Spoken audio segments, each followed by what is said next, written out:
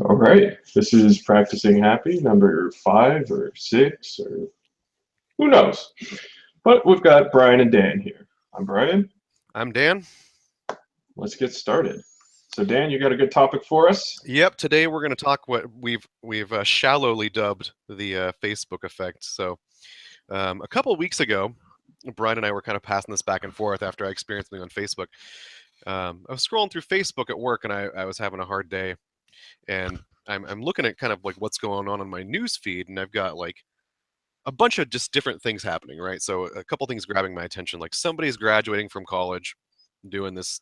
They just finished their master's degree, and they're getting ready to move on to looking for a career. And then I've got somebody else who just got married. Um, a few other people who are out hiking with their dog. And I think that's the one that really stuck with me, right? Is that um, like this guy, a friend of mine who I used to live with near Park Merced here in San Francisco, was out with his dog on this massive hike, and it started making me think, like, man, I never take Graham, my dog, hiking. I should totally get outdoors and get hiking with Graham, but I never do that. And this is like guilt washed over me. That like there's these people out in the world that are doing all these wonderful things today, like graduating and walking their dog on these giant hikes, and my poor dog is sitting crumpled in the corner like a piece of shit who hasn't been taken out like several hours. I barely I struggle to get him outside to use the restroom, let alone go take him on like some nature hike. So I'm feeling guilty about that, and I start thinking about it, and I was like, what I'm seeing right now on Facebook is a highlight reel of everybody's lives. Like people are just posting on their big days and on things that matter for them. For the most part, like you have your people definitely in your contact list on Facebook and probably elsewhere on social media who post regularly and every day, just kind of inane things that don't really matter, or just post motivational quotes all day. But for the broad majority of it, in large strokes, people are posting the big things that happen to them. And I went back and I looked at my profile, and it's kind of much the same. You know, I tend to only post things like when something nice flares up for me, like, oh, my kid is born, oh, I got married, oh, like we got a puppy. These kinds of things are the only times I'd really post, or going away on vacation. And so, from an outside looking in, where I'm examining people's lives, and it appears that they're leading these really adventurous, amazing lives. Um, but while not being conscious of the fact that I'm only seeing them on their best days. So Brian and I started talking about that as kind of a means to create suffering amongst people, because there's a couple things that Brian and I want to talk about today about like why this comes up and why it's something that resonates so much with people, and why it can feel like you're a side actor when everybody else seems to be the main character. Um, so I'll turn it over to Brian, because I think that there's a couple things that create this perspective that make Yeah. us feel this way. Go ahead, B. And we're having that conversation. Of course, my natural instinct is towards abstraction, so I want to take it up like 2 levels, right? Right. Um, so in the broad, I think the next couple episodes we're going to be talking about a topic called information hygiene, right? Which is something that I don't think people get clued into very often, right? The idea of hygiene is that we take steps to make sure that we do not become unclean, right? That things which are dangerous to our bodies are kept away. We wash our hands so that we don't contaminate our food with various substances we come into contact with during the day, because we don't want to put those inside of us, right? And we should ideally sort of practice the same sorts of disciplines towards the information that goes in our mind, because our brains are just wonderful information sponges and information processing systems. And if you present them with information, they're going to process it. And it's going to change the way your brain functions, whether you're paying attention or not, right? So if you're not actively taking steps to make sure the information your brain is offered is the sort that takes care of your life, then some really unfortunate things can happen. And today what we're going to be talking about is the bigger picture of what Dan's highlighting with the Facebook effect is what I like to call protecting your baseline, right? Which is, we are really good at assessing how the world is going to work, right? And there's studies that you can look into on this, and I can link those somewhere. That humans actually are pretty good at inferring what the distribution is of events. So is this Poisson distribution or a normal distribution, all these mathematical constructs that we use to assess random events. Intuitively, we actually have a sense of that and apply the correct distribution. Where do we see that? Like, what? Give me an example of that. Like, what are we good at? Like, so seeing? When we're looking at events in our daily lives, oh, you caught me. You caught me out. I just blanked. But if we're, if you were asking people to assess, like, what's their chance of, what are the odds of getting a traffic ticket? Mm-hmm. Driving on the freeway in the morning. What are the odds of, getting into some sort of accident? What are the odds of your printer breaking at work? What are the odds? There are all of these different sorts of events that can happen, and there are different sort of optimal strategies depending upon the underlying distribution. May I just like a small Yeah. thing really quick? I think that, and I think this happened to me just 2 days ago, and I think it's probably just like, what is it? May have just be happenstance, but somebody called out early at my restaurant in the Mhm. morning, and I was like, man, that makes tonight really hard. And I was like, what'll probably happen now? Somebody else will come out, and I'll be really screwed. And not 20 minutes later, somebody else called out. Yeah, And so yeah. I feel like, I don't know if it's exactly related, but you have a pretty good idea, like, that those things can happen to you, and then they do, Yeah, that's an experience of the fact that true randomness produces clustering, Right. which is that could be a whole other podcast. Right? The ways that people don't one place that people do get things wrong is that when they actually think about something as random, they often think of it as uniformly distributed, which is not true. And so they think that random should look way more uniform than it does. And that's why you get things like people say, oh, celebrities always die in threes, and Yeah. think they're detecting all these patterns where they're not actually detecting patterns. Like, I have a really morbid one of those, where I like to think like, oh, well, one of my friends recently got cancer, so now it can't happen to me probably. yeah, Like, that's the that inverse. sample size is like, sorry, you can cut that out later, but that, I know it's a really shitty thing to think, but I do think that sometimes. Yeah, but that's the inverse. That's sort of an inverse gambler's fallacy. What's Gotcha. really interesting about all of it is that our brains are really fantastic at doing a lot of things, and it's really interesting when they come up short, right? Right. But they can only be really good as sort of inference machines if they have a proper baseline, right? So if we have a proper understanding of how the world works, which means if our experience of the world is representative of the world as it is, right?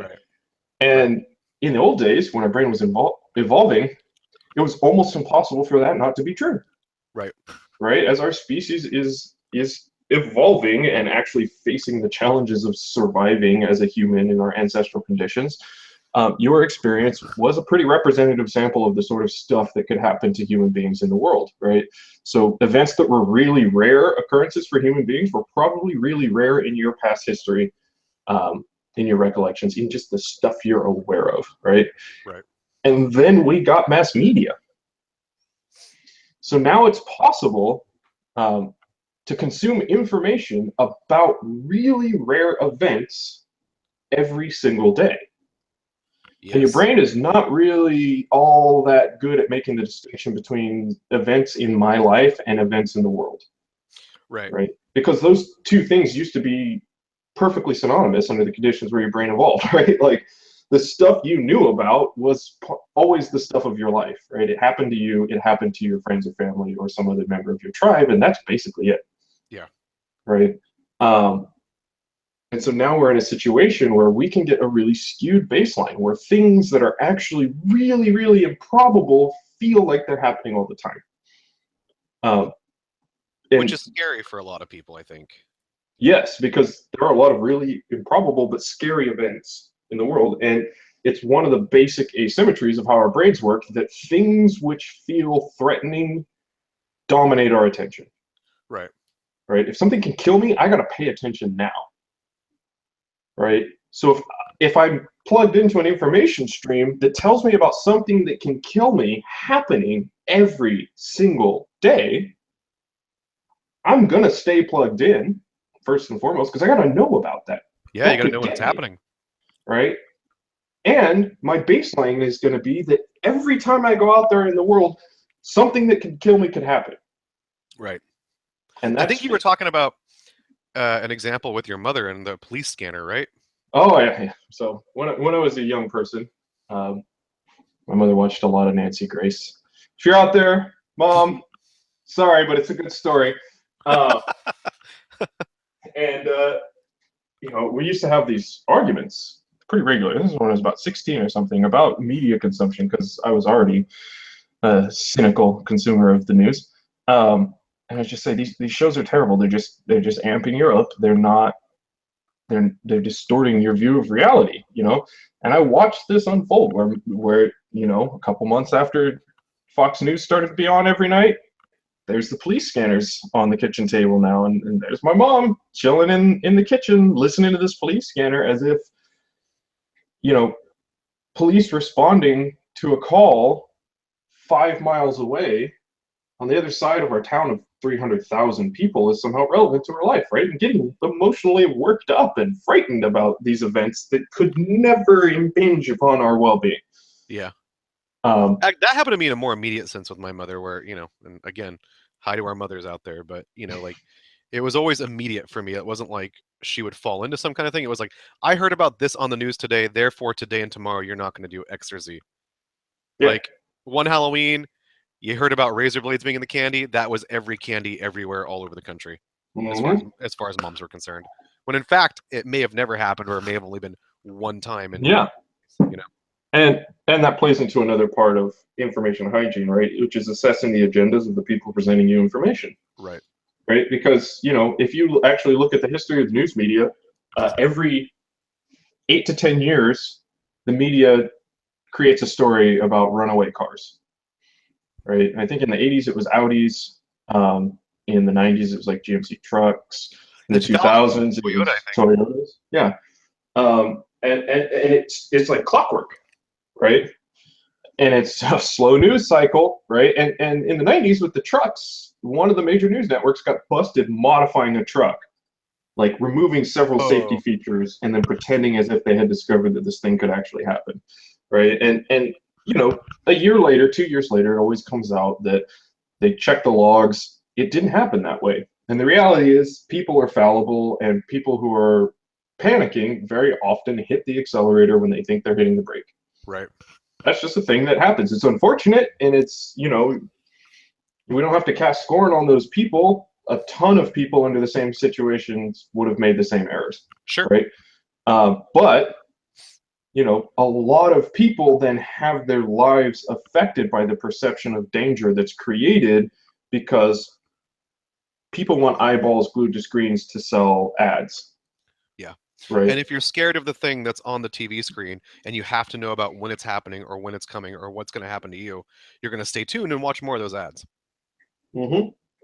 And so, we have the potential here for sort of a real double whammy, right? So if you're on your social media feed every day and you're seeing everybody's highlights and your life pales in comparison, right? Because it looks like the baseline for sort of life events worth celebrating is everybody else that's happening every day, and I get like 2 a year, right? And suddenly your life looks really, really pathetic compared to what's going on. And at the same time, if you're consuming all this media that's telling you, but the world's scary out there and everybody's getting murdered, right? Somehow everybody's going on nature hikes and getting married and having babies and all of this stuff every single day, and not one mass murder happens to any of them. Right? One of these two pictures can't be true of the world, and it's actually both of them aren't true of the world. I have to be honest, I don't know of anybody on my Facebook feed who's ever been murdered. Like, ever. I mean, I'm grateful. I'm sure people have had that experience, but it's just to show you how rare it is, and I was a latecomer to Facebook, so maybe I only joined in 2012, and God, knock on wood, hope it doesn't happen to somebody tomorrow. But so far, like 5 years running, nobody dead on Facebook yet from a violent mass murdering killing spree. Yeah, which, it does happen to people, and that's really unfortunate. But it happens to a very, very, very tiny number of people. It's just that every time that one event happens, it dominates the news for 3 weeks, and it can start to feel like it's happening all the time. And that goes across a whole range of unfortunate things that could happen, right? So your baseline gets skewed in all of these different ways, and you're frightened, you're depressed, you're miserable.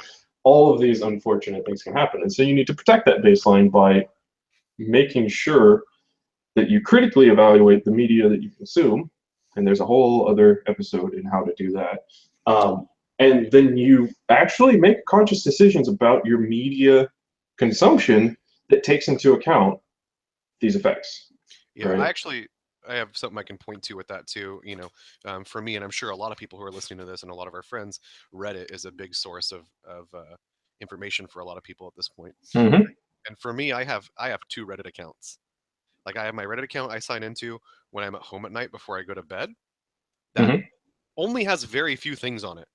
Like it has my 49ers, and it has the video games I like, and it has like a couple things that I think are motivational or like fitness related. And then there's the Reddit I view at work, which has world news, everything. And I don't want to consume. I consume those medias at the times I do for a reason, right? Mm-hmm. Like when I'm at work and I'm on a break, I don't mind finding out or listening to all the scary shit that's going on in the world that I need to be apprised of.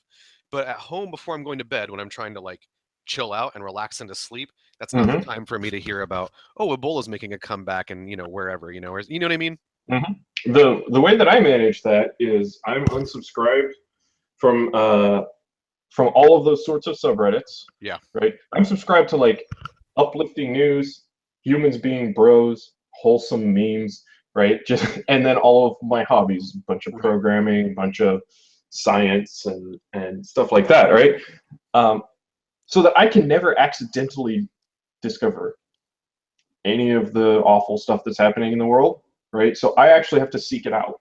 Right. So when I want to know what the terrible, terrible mess that U.S. politics is unfolding right now, then I have to actually navigate to r/politics, and and then there's a whole information filtering process to go on there because but there's many agendas. But it's just the example. You know what I mean? Like the people listening to us and people at home, you can set the parameters about what kind of media you want to consume and when that's good for you and your family. It's not you don't want to have the ostrich effect where you stick your head in the sand and you just never see the train coming. But you certainly, depending on maybe your day or what kind of place you're in that day is can be the determining factor on when you want to consume those sorts of medias. Yeah, and to engineer a situation where you're actually sort of at peak attentiveness when you consume that sort of stuff. When you're like, I'm going to consume this now. I already understand that this isn't representative of the world, right? You're bringing all that to your conscious mind and then going in there, rather than having it passively come to you, and then that's when it seriously distorts your baseline. And what were you saying? We mentioned this too a little bit of a summary before we started this cast, that you wanted to come at it, I think you said, with an advantage, right? Yeah. Well, okay. Does that link here? Is that not? Let's open up a big can of worms. I think that's going to be for next time. Okay, we can skip that for now. The last thing that I wanted to talk about is sort of the notion of reality distorting fiction as another way that your baseline can get sort of distorted, right? Some fiction that you consume is obviously fantasy, right? Or obviously science fiction, or the rules of the world have been suspended, right? Right. And you might think about what sorts of messages and what sort of ideas you're getting from that, but that's one thing. But when you have things that present themselves as actually being close to truth or based on a true story, that can be really dangerous, in my experience, right? And I think people are starting to realize that this is a problem. So the example that I always like to pick on, and I don't like to single out anybody's favorite thing, but this is an easy example, right? Is shows like Law and Order, NCIS, right? The classic police procedural, because there's nothing inherently fantasy about that, right? Right. But and not even to blame the people who make that sort of thing or who tell those sorts of stories, right? The requirements of telling a compelling story within the time frame that's allowed means you have to seriously distort the capabilities of the people in the various roles, right? And so you always see, for example, oh, there's a picture here, and they're going to enhance it, right? Yeah. Well, you can't do that. That's not a thing that exists in the world, right? There's no such thing as enhance. You can zoom in on a photo, and it just gets grainier. Right. Right. But the fact that I know the shot you're talking about. They zoom in on the area of the photo, and then they clean it up, and it looks great. And they zoom in like 100 times, and then they can see the killer's face in the reflection of like a bump on the license plate, and it's like, that's not a thing that exists in the world. That's not even possible, right? But now grandma thinks it is. Yeah, and for most people, computers are magic boxes. They don't know what the constraints are, right? And they don't have time in their lives. Like their lives are too busy and involved to know what the heck these things can do, right? Nerds keep making them do weird stuff. They're landing rockets and they're driving cars by themselves. Why can't they enhance the picture, right? There's no reason that shouldn't be a thing. It just happens not to be a thing. It's sort of partially a thing, but that's a derail. But what it can't do, you can't enhance a photo and be 100% accurate. You can sort of probabilistically enhance it with neural networks, but it's dangerous. You just had to get that in there, didn't you? You know how I am. I hate to present a blanket thing without the nuance, right? It's a technology that's being developed, but it's still like 70% chance that this is what this picture would look like if it was upscaled, but depends on the training data that the neural network got. Well, I'm cutting all this in post. Yep. Right. But the point is that has spillover effects, right? People, sorry. Good. I just had to laugh. People have to participate in the criminal justice system with a distorted understanding of how the criminal justice system works. Yeah. Right? And that can create really dangerous situations on sort of both sides of the thing, where, people watch something like NCIS and they think that that forensic science is capable of things that it just patently isn't, right? And then a prosecutor builds a really good case and can't get a conviction because there's no smoking gun like is used to wrap up the story and the shows that people watch, right? And these people are on the jury, right? And on the flip side, people in jury boxes really struggle to give a fair trial to a lot of defendants because they watch police procedurals where the police are the good guys, always. And they have these really great hunches that always pan out.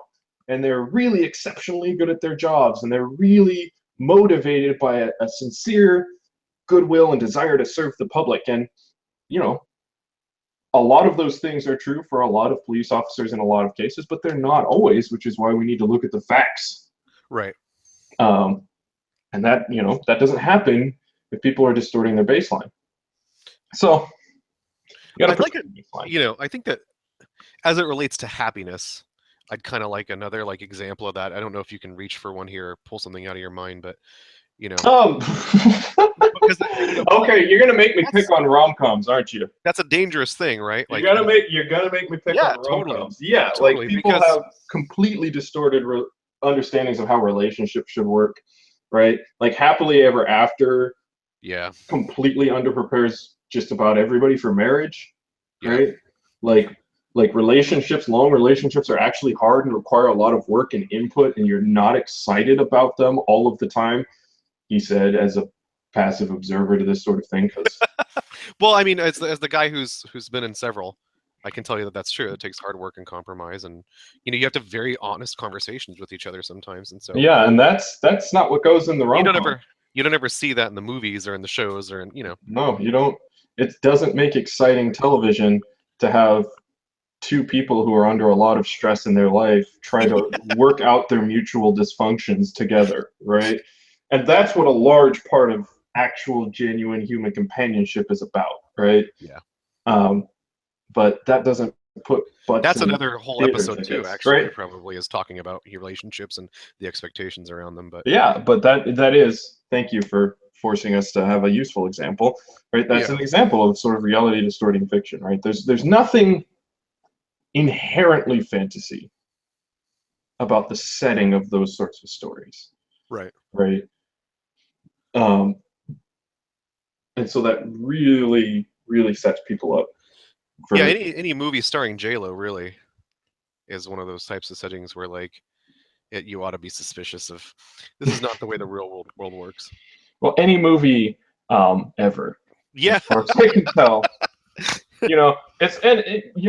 For me, what that ends up being is I don't actually watch a lot of movies for this exact reason, right? Right. And I mean that's your Uh, filter, right? And we all have to kind of decide like yeah, what but filter like for us. my roommate came to me the other day and said, "I bought you a ticket to go see Wonder Woman," and it's like, all right.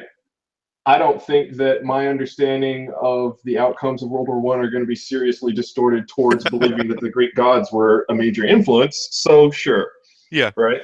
It's obviously fantasy. Right. But, then they have a preview for Dunkirk. That's a real historical event that really shaped the geopolitical world. If I watch that, am I going to come away with a distorted understanding of the dynamics of that situation? Possibly. I don't know. I don't know enough of the history. Totally possible.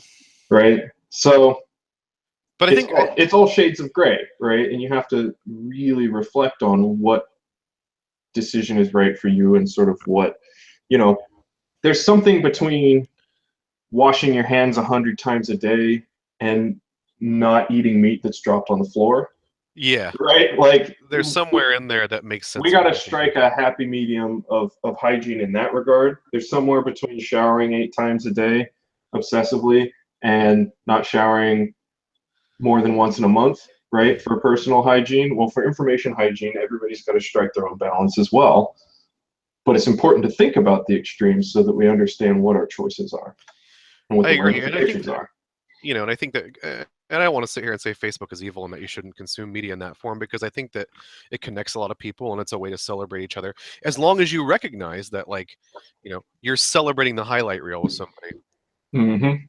you know Yeah. And that's, to bring it all home, when we're talking about practicing happiness, right? Most of it is about um, approaching the events of your life in a mindful way, right. being aware of what's actually unfolding, what are the consequences, right?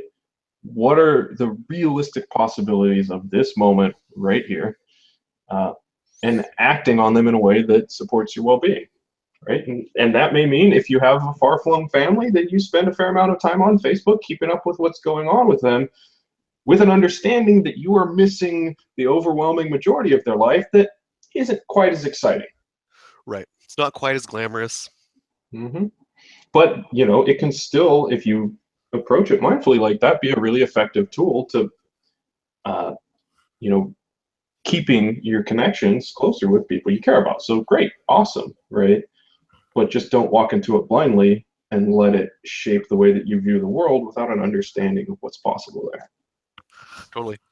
Let's talk about the baseline again for a little minute, for a All moment.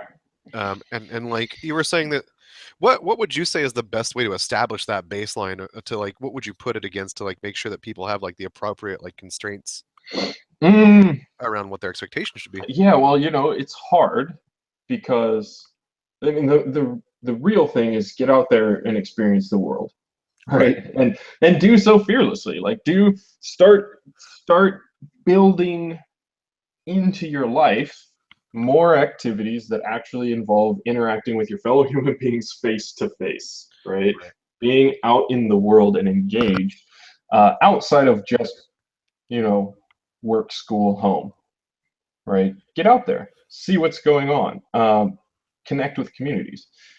And also, uh, really try to consume consume uh,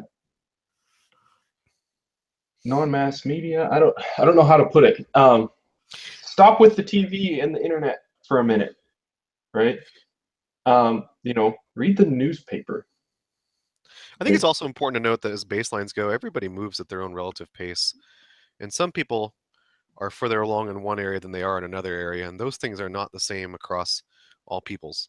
It's kind of like it's like when you start like and I'm sure some people are not going to be familiar with this example, but it's like when you start a fresh game of Dungeons and Dragons, if I can really nerd out for a moment, and you put a lot of points into one thing, but not necessarily some points in some other things. Like I can choose to make myself like above average intelligence, but not necessarily the most agile guy in the world. And just understand that when you're observing the world, like there are some people who have put a fuck ton of points into one thing, and they are exceptional at that one thing, but they may lag behind in others. So that's another big can of worms. You talk about domains of competence and right, things like that. But that's when we talk about that baseline thing that like, there are people that jump off the baseline in one category a lot of the time. Yeah, well, so establishing a good baseline is domain specific, right? You have to actually understand how the world works across a lot of different types of human activity, right? Right. And you don't get to generalize, unfortunately. If you know one domain of life really well, that doesn't mean you have any understanding of how other domains work, right? And so for me, that's the Ben Carson effect, right? Like Ben Carson's the best neurosurgeon in America. Right. And he's also an idiot in every other domain, right? You just let the man talk about anything that's not neurosurgery, and it's clear that he's a moron. But he didn't get that reputation as the best neurosurgeon for nothing. As far as I can tell, I've looked into it, and he appears to have been a very respected surgeon, right? So like that competence in one domain, that narrow competence, doesn't necessarily extend everywhere. Yeah. Which means that if you ask him to talk about the likelihood of something occurring in the practice of neurosurgery, he's probably bang on. And if you ask him about crime or about economics or about education or about anything that matters to political life, he's gonna say some inane stuff, right? Yes. Because he doesn't have a good baseline in those other aspects of his life. Fascinating. But people's experience is that somebody who's above average competent in one area is above average competent in many. They extrapolate that out, especially if it's a science, right? Oh yeah. Oh yes. History is full of scientists making asses of themselves. Paul Erdos stepping outside. So he's probably also like brilliant in all these other things. Actually, that was the only shit he could do. You know what I mean? Yeah, like, that's the reality. I'm surprised that you just pulled out an Erdos reference. I'm pretty excited by that. Let me just say. You're welcome. That's a big nerdy happiness for me over here. But again, yes, he was incompetent in every other facet of his life. So I just think that's important to point out. Like you see somebody jump off the page in one thing, and you probably jump off the page in a few areas as well too. Yeah, and perspective. It's important to understand also as a part of that sort of baseline setting, right? We see people in the way that they want to present themselves at this point, right? Yeah. Everybody's an actor with social media, right? And what that means is you probably actually see people acting in their area of greatest competence most of the time, right? And the rest of their life may well be in shambles, and you're never going to hear about it, right? And that for me, when I lived in the monastery, we would have people coming through who were incredibly successful and miserable, right? And nobody would ever know that. And that I think is really important, right? And I have friends who I talk to who are like, I've made all the right choices. Yeah. I've done everything right, and I hate my life. What's up with that? And it's like, oh, but if you looked at them from the outside, if you looked at their Facebook feed, you'd think everything was A-okay. Everything was great. Totally. Right.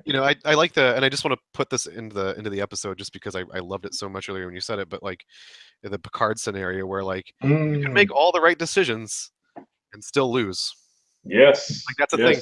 Like don't go through your life underestimating that fact that like even if you approach a situation with all the right answers, you can still end up being wrong. Yeah. We might have to do a whole other episode on that. Yeah. And this will serve as a reminder. I'm editing this and I'm like, oh yeah, that was a really good conversation. Yeah, let's do that one. But I think that probably hits the start of information hygiene, right? And so next time we'll talk about sort of some practical implications of that, which is sort of making decisions where you have the advantage. We touched upon that briefly today, but we'll get back to it. We'll get to that, and I think we can just call it right here. Yep, I agree. Thanks for chatting. Yep. I'll see you in Discord. All right.